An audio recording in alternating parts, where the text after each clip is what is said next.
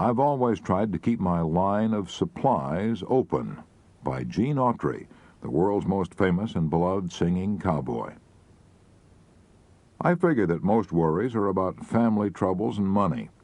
I was fortunate in marrying a small-town Oklahoma girl who had the same background I had and enjoyed the same things. We both try to follow the golden rule, so we've kept our family troubles to a minimum. I kept my financial worries to a minimum also by doing two things. First, I've always followed a rule of absolute 100% integrity in everything. When I borrowed money, I paid back every penny. Few things cause more worry than dishonesty. Second, when I started a new venture, I always kept an ace in the hole.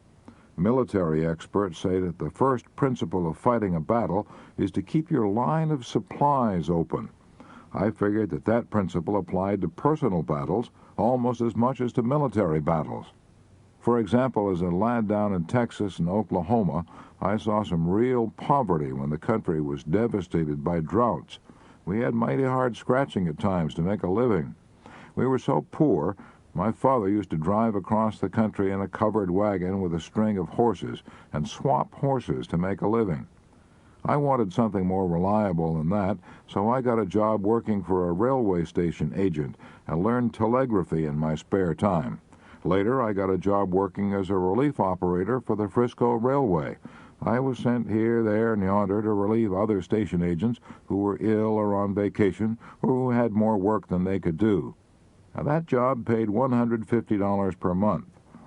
Later, when I started out to better myself, I always figured that that railroad job meant economic safety, so I always kept the road open back to that job. It was my line of supplies, and I never cut myself off from it until I was firmly established in a new and better position.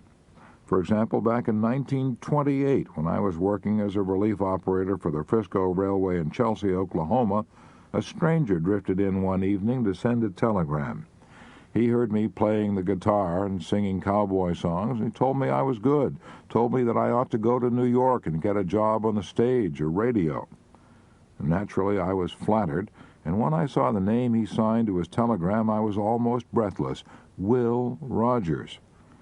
Instead of rushing off to New York at once, I thought the matter over carefully for 9 months. I finally came to the conclusion that I had nothing to lose and everything to gain by going to New York, giving the old town a whirl. I had a railroad pass. I could travel free. I could sleep sitting up in my seat, and I could carry some sandwiches and fruit for my meals. So I went. When I reached New York, I slept in a furnished room for $5 a week, ate at the automat, and tramped the streets for 10 weeks and got nowhere. I would have been worried sick if I hadn't had a job to go back to. I'd already worked for the railway 5 years. That meant I had seniority rights. But in order to protect those rights, I couldn't lay off longer than 90 days. By this time, I'd already been in New York 70 days, so I rushed back to Oklahoma on my pass and began working again to protect my line of supply.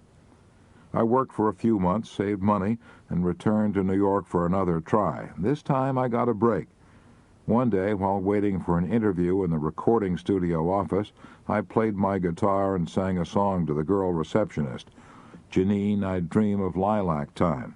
While I was singing that song, the man who wrote it, Nat Schildkraut, drifted into the office. Naturally, he was pleased to hear anyone singing his song, so he gave me a note of introduction and sent me down to the Victor Recording Company. I made a record. I was no good, too stiff and self-conscious, so I took the advice of the Victor recording man. I went back to Tulsa.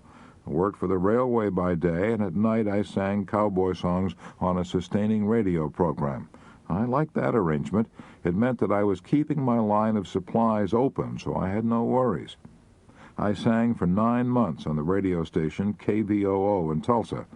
During that time, Jimmy Long and I wrote a song entitled "That Silver-Haired Daddy of Mine." It caught on. Arthur Satterley, head of the American Recording Company, asked me to make a recording. It clicked. I made a number of other recordings for $50 each, and finally got a job singing cowboy songs over radio station WLS in Chicago. Salary, $40 a week. After singing there 4 years, my salary was raised to $90 a week. I picked up another $300 doing personal appearances every night in theaters. Then in 1934, I got a break that opened up enormous possibilities. The League of Decency was formed to clean up the movies, so Hollywood producers decided to put on cowboy pictures, but they wanted a new kind of cowboy, one who could sing. The man who owned the American Recording Company was also part owner of Republic Pictures. "If you want a singing cowboy," he said to his associates, "I've got one making records for us."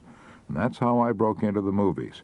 I started making singing cowboy pictures for $100 a week. I had serious doubts about whether I would succeed in pictures, but I didn't worry. I knew I could always go back to my old job.